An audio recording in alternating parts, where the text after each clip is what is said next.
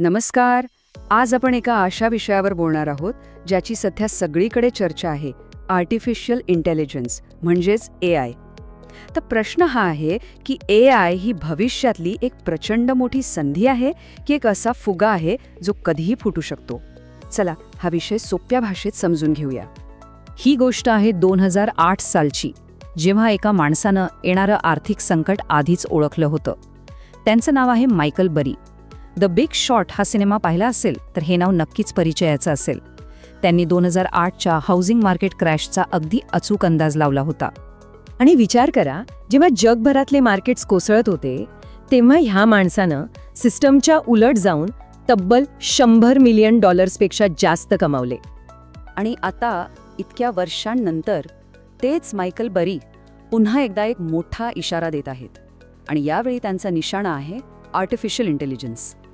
बरी यांनी नुकतंच जाहीर केलंय की त्यांना एक नवीन बबल सापडला आहे आणि ते AIच्या या प्रचंड तेजीच्या विरोधात पैज लावत आहेत.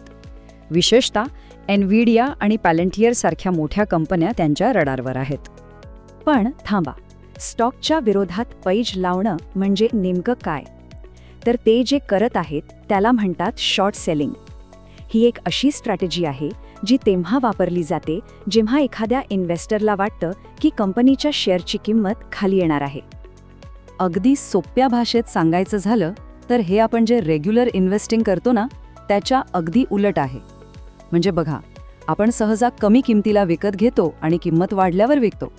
इथे मात्र आधीच विकलं जातं आणि नंतर किंमत कमी होण्याची वाट पाहिली जाते. तर हे काम कसं करतं? सोप्या शब्दात सांगतो, गुंतवणूकदार आधी शेअर्स उधार घेतो, ते सध्याच्या वाढलेल्या किमतीला विकून टाकतो आणि मग किंमत कमी होण्याची वाट पाहतो. जशी किंमत खाली येते तो ते शेअर्स परत विकत घेऊन परत करतो. ह्यातला जो फरक आहे तो त्याचा नफा. आणि म्हणूनच बरे यांना वाटतंय की AI स्टॉक्सच्या या गगनाला भिडलेल्या किमती आता खाली येणार आहेत. बरी यांचा हा इशारा ऐकल्यावर इतिहासातील एका मोठ्या घटनेची आठवण झाल्याशिवाय राहत नाही. ती घटना म्हणजे .com बबल. 90च्या दशकाच्या शेवटी आठवतंय, इंटरनेटचं एक नवीन वादळ आलं होतं आणि गुंतवणूकदार तर वेड्यासारखे ज्या कंपनीच्या नावात .com असेल त्यात पैसे ओतत होते. त्यांना वाटत होतं की हेच भविष्य आहे. कंपनीला नफा होतोय की नाही याच्याशी कोणालाच देणं घेणं नव्हतं. आणि हेच साम्य आज चिंता वाढवणार आहे.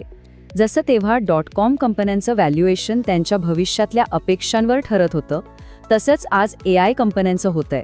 त्यांचा सध्याचा नफा किती आहे यापेक्षा त्या भविष्यात काय करतील यावरच सगळा खेळ चाललाय.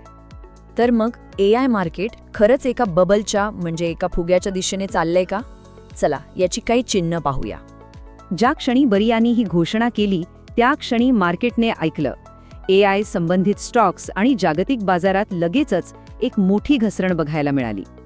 एनव्हिडिया आणि पॅलेंटियर सारखे जे मोठे AI प्लेयर्स आहेत किंवा सॉफ्ट बँक सारखे मोठे गुंतवणूकदार यांच्या शेअर्समध्ये लगेचच मोठी घसरण झाली.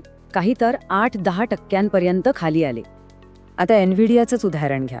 या कंपनीचं मार्केट व्हॅल्युएशन तब्बल $5 ट्रिलियन जवळ पोचलंय. ही तीच कंपनी आहे जी AI साठी लागणाऱ्या महत्त्वाच्या कम्प्युटर चिप्स बनवते. आता हा आकडा किती मोठा आहे याचा अंदाज यावा म्हणून सांगतो. या एका कंपनीचं व्हॅल्युएशन भारताच्या एकूण GDPच्या 1.5 पट आहे. म्हणजे जगातल्या बहुतेक देशांच्या अर्थव्यवस्थेपेक्षा जास्त. एखादी कंपनीच नाही तर संपूर्ण शेअर बाजारच महाग झालाय की स्वस्त आहे हे तपासण्यासाठी एक्सपर्ट्स एक खास रेशो वापरतात.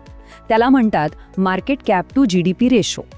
आणि आता गंमत बघा, सध्या अमेरिकेच्या मार्केटसाठी हा रेशो जवळपास 2 किंवा त्याहूनही जास्त आहे. याचा सरळ अर्थ असा होतो की बाजार खूप खूप जास्त ओव्हर व्हॅल्यूड म्हणजे महाग झाला आहे. आणि हा धोका फक्त AI पुरता नाहीये, तर तो संपूर्ण मार्केटमध्ये पसरलेला दिसतोय. तर मग ह्या सगळ्याचा आपल्यासारख्या सामान्य गुंतवणूकदारांसाठी काय अर्थ निघतो? एक गोष्ट नेहमी लक्षात ठेवायला हवी. सोन्याच्या खाणीत जेव्हा गर्दी होते तेव्हा फावडी विकणारे लोक सर्वात जास्त श्रीमंत होतात. पण जेव्हा सोनं मिळायचं बंद होतं तेव्हा शेवटी आलेल्या खोदकाम करणाऱ्यांच्या हातात काहीच उरत नाही. तसंच जेव्हा सगळे एकाच गोष्टीच्या मागे धावत असतात तेव्हा उशिरा गुंतवणूक करणाऱ्यांचा धोका सर्वात जास्त असतो. म्हणूनच तज्ज्ञ नेहमी एकच सल्ला देतात, पोर्टफोलिओ डायव्हर्सिफाय करा. म्हणजे आपली सगळी गुंतवणूक एकाच ठिकाणी जसं की फक्त AI किंवा टेक कंपन्यांमध्ये ठेवू नका.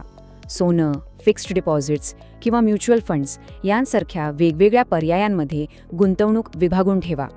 यामुळे धोका कमी होण्यास मदत होते. तर शेवटी प्रश्न तोच उरतो, AI हे खरंच आपलं भविष्य आहे की आपण आपल्या डोळ्यासमोर एका मोठ्या बबलला तयार होताना पाहतोय? अशाच आणखी माहितीपूर्ण टेक विश्लेषणांसाठी सबस्क्राईब करायला विसरू नका.